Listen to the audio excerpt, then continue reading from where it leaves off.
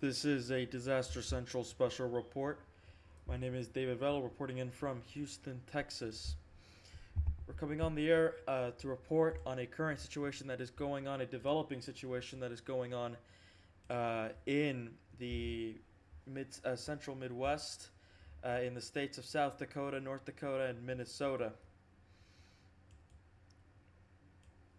There's been a multitude of confirmed tornado warnings and confirmed tornadoes that have occurred within the region.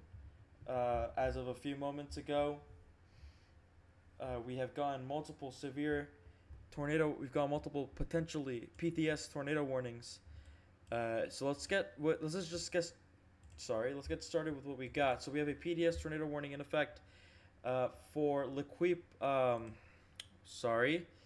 This is quite early. We have a tornado warning in effect for southwestern Liquip-Parle and southwestern central Medicine counties until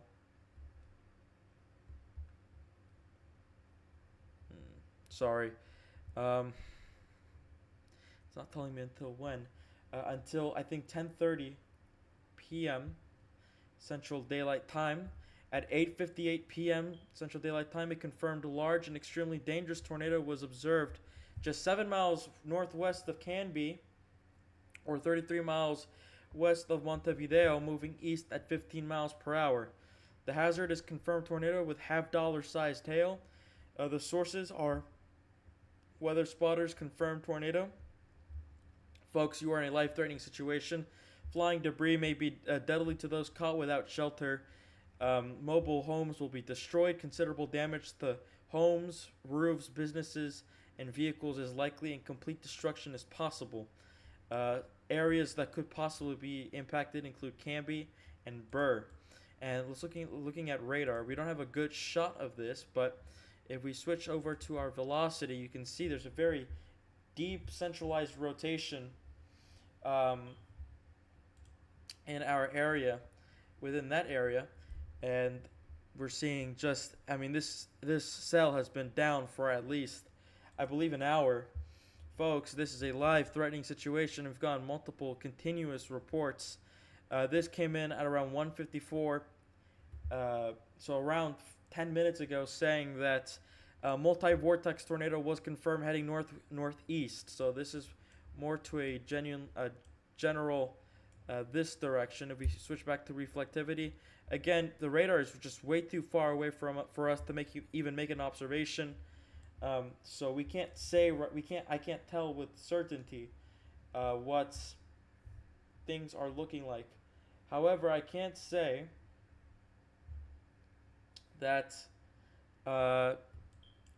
this is still on the ground based on limited radar data that we do have. As soon as it starts moving closer to the Minneapolis radar, we'll be able to pull something up for you.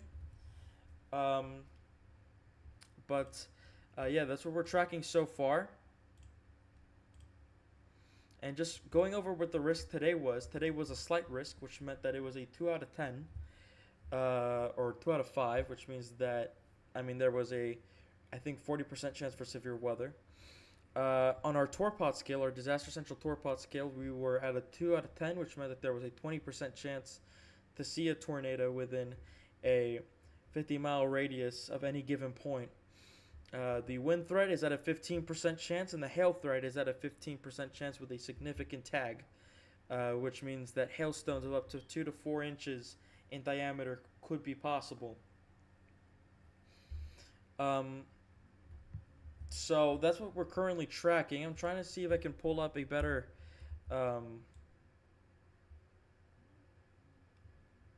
something better just for us to see. Let me quickly switch towards the two panels.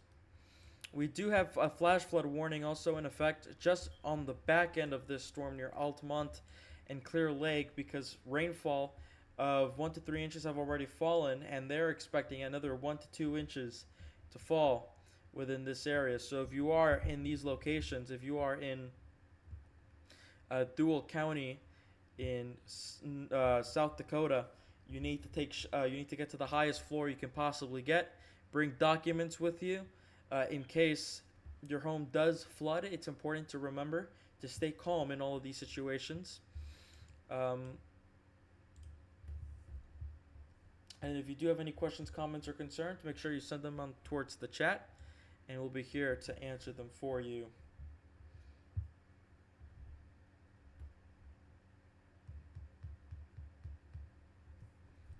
Multiple PDS warnings. The latest one came from. The latest one is the current one that we're seeing here, and it looks like it may have been extended. Areas now, Burr, Canby. Now, if I were you, if I'm watching in St. Leo, in Clarkfield, in Boyd, or in Dawson, and even further east towards Montevideo, or Rectal, or the nearest big city here, which would be Granite Falls, I would want to start getting towards my shelter, because the general area of where this storm is heading, if we play back the loop, it's heading towards more of a easternly direction. So it means that I would say that most of these areas need to start paying attention. And you can see, really, this very slow tornado. This is a very slow moving storm, and that's why the flash flood warnings are being issued. That's why the flash flood warnings are being issued. The storm is moving at around 10 miles per hour, so this is a significantly slow progressing tornado, storm, which means that these tornadoes are probably stalling, but not just that, it is producing possibly torrential rainfall just north of Burr and a bit north from Canby, and this is all heading straight towards Montevideo, Granite Falls, Renville, Clarkville, Boyd, you're next. St. Leo, you're next. You're getting hit by the edge of it. So, you should be paying attention to this situation. Severe Weather Center continues our coverage on this developing situation. Quite clearly has been developing for a bit, but that is to be said.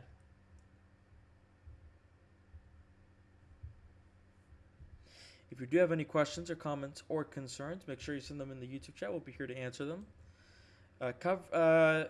Apart from that, if you look further, we have a tornado warning. And really, this is the area that we're paying attention towards. We have a tornado warning in effect. Tornado warning in effect for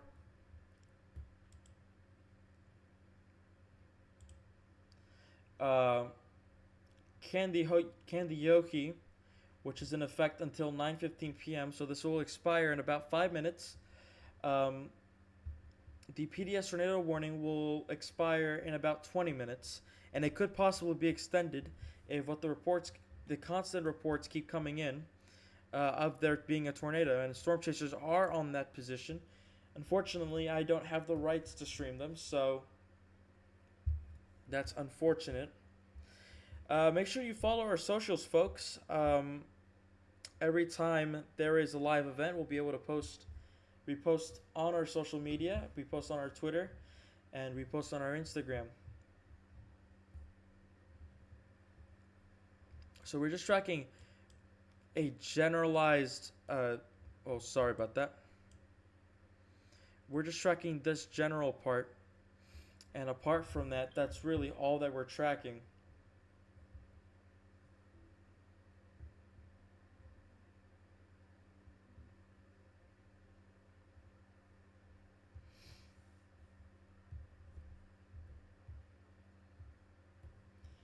No extension to the warning, it seems. We think this has been a very overperforming event.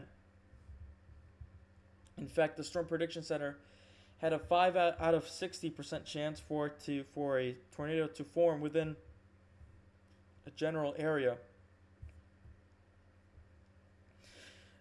So really, I mean, if we go down, let's analyze these storms. We've already analyzed the PDS tornado warning. But over here near Wilmar, you can see, again, very slow-moving storms, likely producing flash flooding. Wilmar, you're about to be hit by torrential rainfall.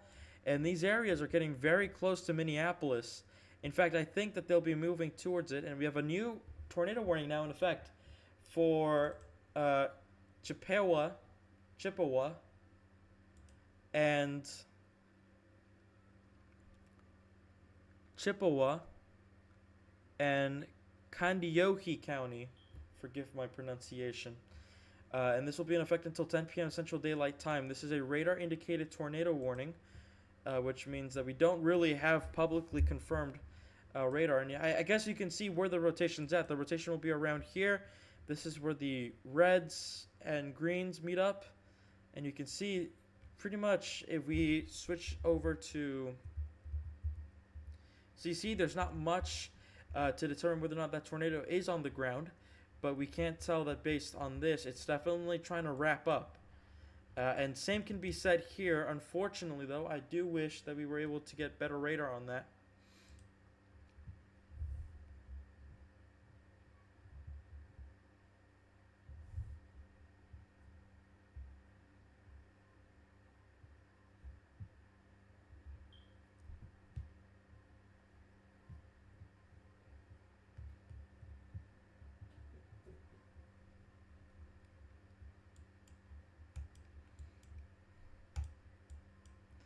I think we got a new radar scan, and you can see where this huge tornado is at.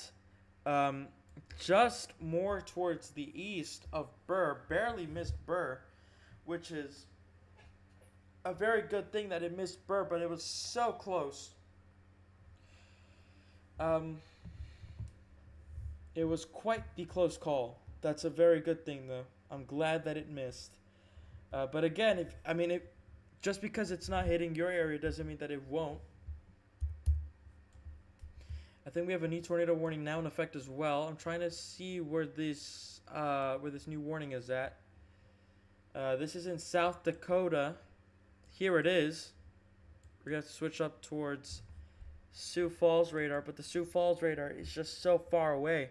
I can't even tell what this is. So looking at Sioux Falls, we do have an area of rotation around the southern extent of the cone. This is just south of Kranzberg and south of Goodwin. And this is, generally speaking, heading towards a more easterly, southeasterly direction, which means that, again, if you're in Altamont, if you're in Clear Lake, you need to start getting into these shelters.